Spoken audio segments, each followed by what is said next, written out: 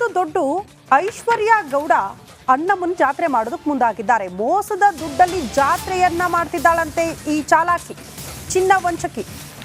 Okay, ಅದಕ್ಕೂ ಮುನ್ನ ಒಂದು ಅಪ್ಡೇಟ್ ಲಭ್ಯವಾಗ್ತಾ ಇದೆ.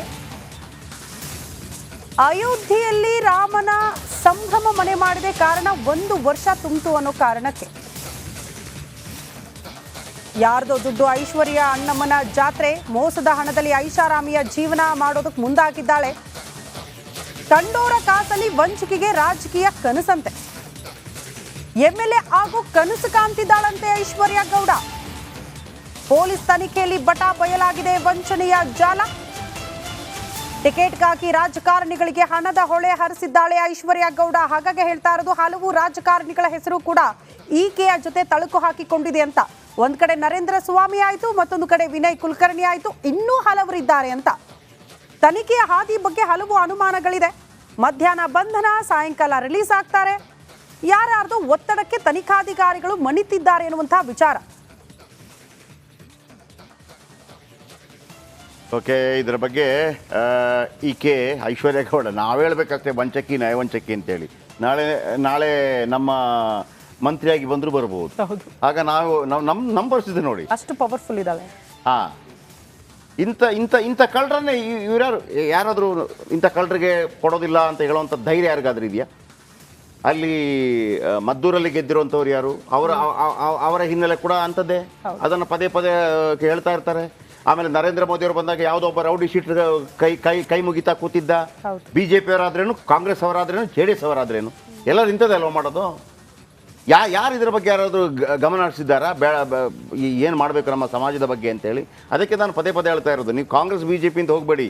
ನೀವು ಈ ಸಮಾಜ, ಈ ದೇಶ ನಮ್ಮದು ಅಂತ ಅನಿಸಿದರೆ ಅಂಥವನನ್ನು ನೀವು ಕರ್ಕೊಂಬಂದರೆ ಓಟ್ ಹಾಕಬೇಡಿ, ಅಷ್ಟೇ ನಾನು ಹೇಳೋದು. ಇನ್ನು ಐಶ್ವರ್ಯ ಗೌಡ ಮುಟ್ಟಿದ್ದೆಲ್ಲ ಚಿನ್ನ, ಮಾಡಿದ್ದೆಲ್ಲ ಮೋಸ ಎಂಬ ಚರ್ಚೆ ಶುರುವಾಗಿದೆ. ಒಂದು ಕಡೆ ಪದೇ ಪದೇ ಜಾಮೀನು ಸಿಕ್ಕರೆ, ಇನ್ನೊಂದು ಕಡೆ ತನಿಖಾಧಿಕಾರಿಯನ್ನು ರಾಜ್ಯ ಸರ್ಕಾರ ಎತ್ತಂಗಡಿ ಮಾಡಿದೆ. ಈ ಕುರಿತು ಒಂದು ವರದಿ ನಿಮ್ಮ ಮುಂದೆ.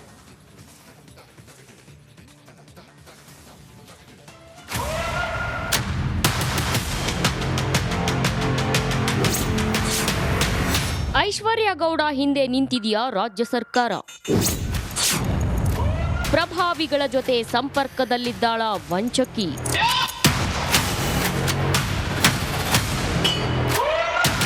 ವಂಚಕಿ, ನಯವಂಚಕಿ, ಸಿಕ್ಕವರಿಗೆ ಮಕ್ಮಲ್ ಟೋಪಿ ಹಾಕಿದ್ದ ಮೋಸಗಾತಿಯೇ ಈ ಐಶ್ವರ್ಯ ಗೌಡ ಅಲಿಯಾಸ್ ನವ್ಯಶ್ರೀ. ಒಂದಲ್ಲ ಎರಡಲ್ಲ, ಬರೋಬ್ಬರಿ 7 ಕೇಸ್ ದಾಖಲಾದ್ರೂ ಈ ನಯವಂಚಕಿ ಮಾತ್ರ ಬಿಂದಾಸ್ ಆಗಿದ್ದಾಳೆ. ಹೌದು, ಮಾಜಿ ಸಂಸದ DK ಸುರೇಶ್ ತಂಗಿ ಹೆಸರಲ್ಲಿ ಐಶ್ವರ್ಯ ಗೌಡ ವಂಚನೆ ಮಾಡಿದ್ದಾರೆ ಎನ್ನಲಾದ ಪ್ರಕರಣ ಬಗೆದಷ್ಟು ರಹಸ್ಯಗಳು ಬಯಲಾಗ್ತಿವೆ. ಇದನ್ನ ಬ್ಯಾಟರಾಯನಪುರ ACP ಭರತ್ ರೆಡ್ಡಿ ಇಂಚಿಂಚಾಗಿ ಹೊರತೆಗೆಯುತ್ತಿದ್ರು. ಆದ್ರೆ ಇದೀಗ ಭರತ್ ರೆಡ್ಡಿಯೇ ಟ್ರಾನ್ಸ್ಫರ್ ಆಗಿದ್ದಾರೆ. ಚಿನ್ನ ಪಡೆದು ಹಣ ನೀಡದೆ ವಂಚನೆ ಮಾಡಿರೋ ಆರೋಪ ಹೊತ್ತಿರೋ ಐಶ್ವರ್ಯ ಗೌಡಗೆ ಸೇರಿದ 3ನೇ ಕಾರನ್ನ ಪೊಲೀಸರು ಸೀಸ್ ಮಾಡಿದ್ರು. ಈ ಕಾರು ಮಾಜಿ ಸಚಿವ ವಿನಯ್ ಕುಲಕರ್ಣಿ ಬಳಸ್ತಿದ್ರು ಅಂತ ತಿಳಿದು ಬಂದಿತ್ತು. ಹೀಗಾಗಿ ತನಿಖೆ ಮತ್ತಷ್ಟು ಚುರುಕಾಗುತ್ತೆ ಎನ್ನುವಾಗಲೇ ACP Bharat Reddy ವರ್ಗಾವಣೆಯಾಗಿದ್ದಾರೆ.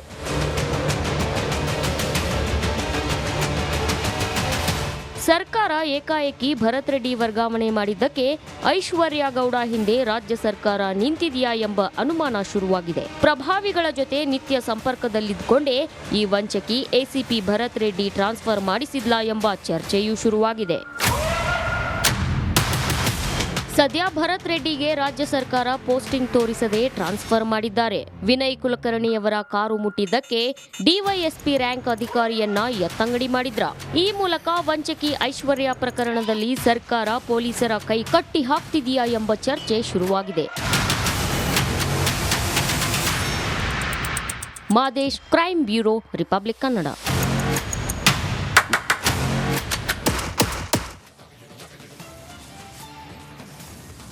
224 MLA, 75 MLC, 3,75,000 ಕೋಟಿಯ ಬಜೆಟ್ಟು, 45 ವರ್ಷಗಳ ಎಕ್ಸ್ಪೀರಿಯನ್ಸ್ ಇರುವಂಥ ಸಿದ್ದರಾಮಯ್ಯನವರು, ಪದೇ ಪದೇ ಗೆದ್ದು ಬಂದಿರುವಂಥ ಘಟಾನುಘಟಿ DK ಶಿವಕುಮಾರ್ ಅವರು, ಇವರ ಎಂಥ ನಾಯಕರುಗಳೆಲ್ಲ ಇದ್ದಾಗ ಏನು 10 ವರ್ಷಗಳ ಕಾಲ ಕಲಿತು ಯು ಪಿ ಎಸ್ ಸಿಗೆ ಪ್ರತಿ ವರ್ಷ 3 ಲಕ್ಷ ಜನ ಇದು ಮಾಡ್ತಾರೆ, ಏನೋ ಎಕ್ಸಾಮ್ ಬರೀತಾರೆ, ಅದರಲ್ಲಿ 1,000 ಜನ ಏನೋ ಪಾಸ್ ಆಗ್ತಾರೆ.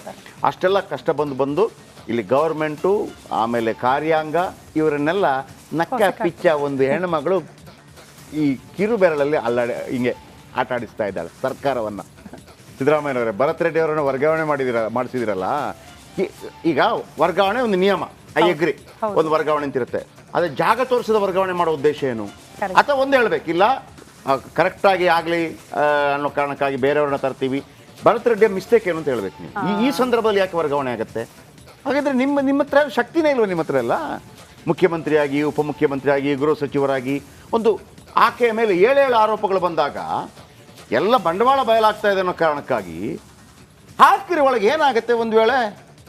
ಒಂದು ವೇಳೆ ವಿನಯ್ ಕುಲಕರ್ಣಿ ತಪ್ಪಿತಸ್ಥ ಆಗಿದ್ರೆ ಹಾಕಿ ಒಳಗೆ, ಅಥವಾ ನರೇಂದ್ರ ಸ್ವಾಮಿ ತಪ್ಪಿತಸ್ಥ ಆದರೆ ಹಾಕಿ ಒಳಗೆ. ನೀವು ಅಷ್ಟೇ ಯಾಕೆ ಭಯಪಡ್ತಾ ಇದ್ದೀರಿ? ಆ ಒಂದು ಹೆಣ್ಮಗಳು ಇಡೀ ಅವಳನ್ನೇ ಮುಖ್ಯಮಂತ್ರಿ ಮಾಡಿಬಿಡಿ ಆಗಿದ್ರೆ, ಆಕೆನಾ ಅಷ್ಟು ಪವರ್ಫುಲ್ ಆಗಿದ್ರೆ. ನಾವು ಹೇಳ್ತೀವಿ ಮೇಡಮ್, ಹಿಂಗೆಲ್ಲ ಮಾಡಿದಿರಿ, ಇನ್ನು ಮುಂದೆ ಮಾಡಬೇಡಿ, 3,75,000 ಕೋಟಿ ಬಜೆಟ್ ಇದೆ, ಅದರಲ್ಲಿ ಸ್ವಲ್ಪ ಅಡ್ಜಸ್ಟ್ ಮಾಡ್ಕೊಳ್ಳಿ, 20% ತಗೊಳ್ಳಿ ದಯವಿಟ್ಟು, ನೀವು ಭಾಳ ಸ್ಟ್ರಾಂಗ್ ಇದ್ದೀರಿ, ಇಂಥ ಸ್ಟ್ರಾಂಗ್ ಹೆಣ್ಮಗಳು ಬೇಕು ನಾವೇ ಹೇಳ್ತೀವಿ. ಎಲ್ಲ ಇಳಿದ್ಬಿಡಿ.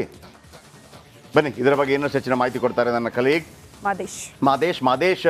ಭರತ್ ರೆಡ್ಡಿ ಟ್ರಾನ್ಸ್ಫರ್ ಅದು ಎಲ್ಲಿಗೆ ಅಂತ ಇಲ್ಲ. ಆಮೇಲೆ ಭರತ್ ರೆಡ್ಡಿ ಅವರ ಹಿನ್ನೆಲೆ ಏನು ಅದು ಕೂಡ ನನಗೆ ಭಾಳ ಮುಖ್ಯ. ಯಾಕಂದರೆ ಎಂತೆಲ್ಲ ಕೇಸ್ಗಳನ್ನು ಈ ಹಿಂದೆ ಹ್ಯಾಂಡಲ್ ಮಾಡಿದ್ದಾರೆ ಅಂತೇಳಿ.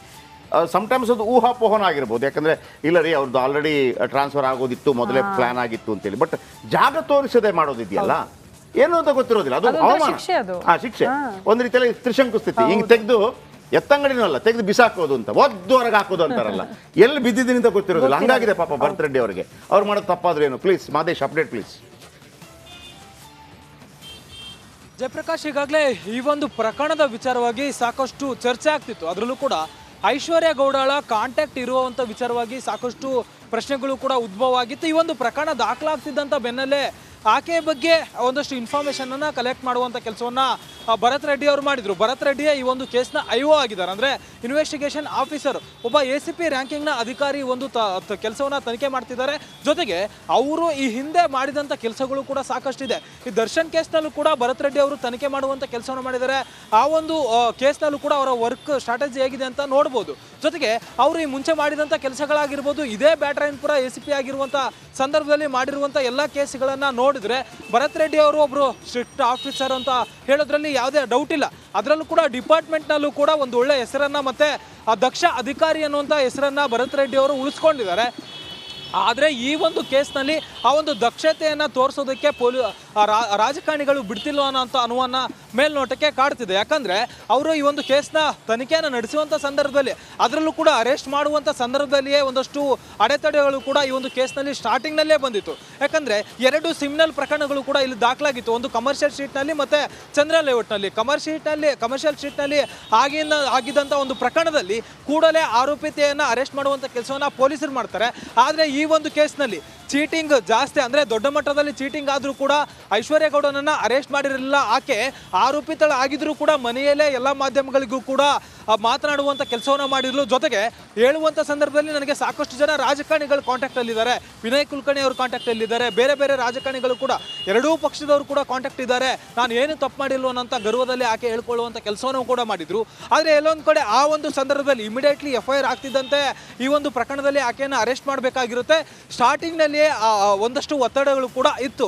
ಯಾವಾಗ ಕಮಿಷನರನ್ನು ಪ್ರಶ್ನೆ ಮಾಡುವಂಥ ಕೆಲಸವನ್ನು ಮಾಡಲಾಗುತ್ತೆ, ಮಾಧ್ಯಮಗಳು ಪ್ರಶ್ನೆ ಮಾಡುತ್ತೆ, ಆಗ ಇಮಿಡಿಯೇಟ್ಲಿ ಆಕೆಯನ್ನು ಅರೆಸ್ಟ್ ಮಾಡುವಂಥ ಕೆಲಸವನ್ನು ಮಾಡುತ್ತೆ. ಅದು ಕೂಡ ಆಕೆಗೆ ನೋಟಿಸ್ ಕೊಟ್ಟು ವಿಚಾರಣೆ ಕರೆದಿವೆ ಅಂತೇಳಿ ಆಕೆಯನ್ನು ಅರೆಸ್ಟ್ ಮಾಡುವಂಥ ಕೆಲಸವನ್ನು ಮಾಡಲಾಗುತ್ತೆ. ಅದಾದಮೇಲೆ ಒಂದಷ್ಟು ಪ್ರೊಸೀಜರ್ಗಳಾಗುತ್ತೆ. ಆದರೆ ಈಕೆಯ ಒಂದಷ್ಟು ಕಾಂಟ್ಯಾಕ್ಟ್ಗಳೇನಿದೆ, ಅಂದರೆ ರಾಜಕಾರಣಿಗಳ ಜೊತೆ ಕಾಂಟ್ಯಾಕ್ಟ್ ಇದೆ ಅನ್ನೋಂಥ ವಿಚಾರ ಏನಿತ್ತು, ಅದು ಎಲ್ಲೋ ಒಂದು ಕಡೆ ಪ್ರೂವ್ ಆಗಿದೆ ಅನ್ನೋಂಥದ್ದು ಹೇಳ್ಬೋದು. ಯಾಕಂದರೆ ಈಕೆ ಒಂದಷ್ಟು ರಾಜಕಾರಣಿಗಳಿಗೆ ಕಾಂಟ್ಯಾಕ್ಟ್ ಇದ್ರೆ ಅದ್ರ ಜೊತೆಗೆ ಟ್ರಾನ್ಸ್ಫರ್ಗಳನ್ನು ಕೂಡ ಮಾಡಿಸುವಂಥ ಲೆವೆಲ್ಗೆ ಈಕೆ ಇದ್ಲು ಅಂತೇಳಿ ಆಕೆ ಹೇಳ್ಕೊಂಡಿದ್ದಾಳೆ. ಜೊತೆಗೆ ಒಂದಷ್ಟು ಕಾರ್ಯಕ್ರಮಗಳನ್ನು ಮಾಡಿ ನಾವೆಲ್ಲ ಸೇರಿ ಇದೇ ಮಾಡೋದು ಬೆಸ್ಟ್ ಅಂತ ಅನ್ಸುತ್ತಪ್ಪ. ಅಲ್ಲಿ ನಕ್ಸಲೈಟ್ಗಳಾದರೆ ಹಣ ಬನ್ನಿ ಸರೆಂಡರ್ ಮಾಡಿ ಲಕ್ಷ ತಗೊಳ್ಳಿ ಅಂತಾರೆ. ನೀವು ಗನ್ ಆಮೇಲೆ ಕೊಟ್ಟರೆ ಪರವಾಗಿಲ್ಲ ಅಂತ. ಪರಪ್ಪನ ಅಗ್ರಹಾರದಲ್ಲಿ ಎಲ್ಲ ಪರಪ್ಪನ ಅಗ್ರಹಾರದಲ್ಲಿ ಆರಾಮಿದ್ದಾರೆ ಎಲ್ಲರೂ ಕೂಡ, ಜಾಲಿ ಜಾಲಿ ಜಾಲಿ ಜಾಲಿ. ಆಮೇಲೆ ನೀವೇನು ಹೇಳ್ತೀರಿ, ಜನಾರ್ದನ್ ರೆಡ್ಡಿ ಮೇಲೆ ಆರೋಪ ಮಾಡ್ತಾ ಇದ್ರಿ, ಖನಿಜಗಳನ್ನೆಲ್ಲ ತೆಗೆದುಕೊಂಡು 1 ಲಕ್ಷ ಕೋಟಿ ಅಂತ ಅಂದ್ಬಿಟ್ಟು, ಆಮೇಲೆ ರಾಜ್ಯಸಭೆ ಎಲೆಕ್ಷನ್ಗೆ ಹೋಗ್ಬಿಟ್ಟು ಕೈ ಮುಗಿದ್ಬಿಟ್ಟು ನೀವು ನನಗೆ ಓಟ್ ಹಾಕ್ರಪ್ಪ ಅಂತಂದ್ರಿ. ಆಮೇಲೆ ಅವರ ವಿರುದ್ಧ ಆರೋಪ ಮಾಡ್ತೀರಿ, ಇವರ ವಿರುದ್ಧ ಆರೋಪ ಮಾಡ್ತೀರಿ. ಆಮೇಲೆ ಈಗ ಈಕೆದು ನೋಡೋಗ್ಲೂ ಅಷ್ಟೇ, ಉಳಿದವರೆಲ್ಲ ಆರಾಮಾಗಿದ್ದಾರೆ. ಭರತ್ ರೆಡ್ಡಿನ ಎತ್ತಂಗಡಿ ಮಾಡಲಾಗುತ್ತೆ. ಮತ್ತು ನ್ಯಾಯಯುತವಾಗಿ ಬದುಕಿದವನಿಗೇನು ಕೊಡ್ತೀರಿ ಸರ್ಕಾರ? ನಾವೆಲ್ಲ ಆಗ್ಬಿಡೋದು ಹಿಂಗೇನೆ. ಇದು ಸಮಾಜದ ಮೇಲೆ ಕೆಟ್ಟ ಪರಿಣಾಮ ಬೀರುತ್ತೆ. ಒಬ್ಬ ಮುತ್ಸದ್ದಿ ನಾಯಕ ಒಬ್ಬ ಇದ್ದರೆ ಸಾಕು, ಮನಸ್ಸು ಮಾಡಿದರೆ ಎಲ್ಲವನ್ನು ಸರಿ ಮಾಡ್ಬೋದು. ನಾನು ಅವತ್ತಿಂದ ಹೇಳ್ತಾ ಇದ್ದೀನಿ, 80s ಹೇಗೆ ರೌಡಿಗಳನ್ನೆಲ್ಲ ಮಟ್ಟ ಹಾಕಿ ಎಲ್ಲ ಶೂಟೌಟ್ ಮಾಡಿ ಸಾಯಿಸಲಾಯಿತು, ಇಲ್ಲಿ ತನಕ ಬಂದಿದೆ. ಈಗ ಮತ್ತೊಮ್ಮೆ ಅಂತ ಅವಧಿ ಬಂದಿದೆ. ಅದನ್ನು ತೆಗೊಳ್ಳುವಂಥದ್ದಕ್ಕೆ ಬಂಗಾರಪ್ಪನಂತ ಯಮಗುಂಡಿಗೆ ಬೇಕು. ಆ ಯಮಗುಂಡಿಗೆ ಯಾರಿಗಿದೆ ಗೊತ್ತಿಲ್ಲ ನನಗೆ.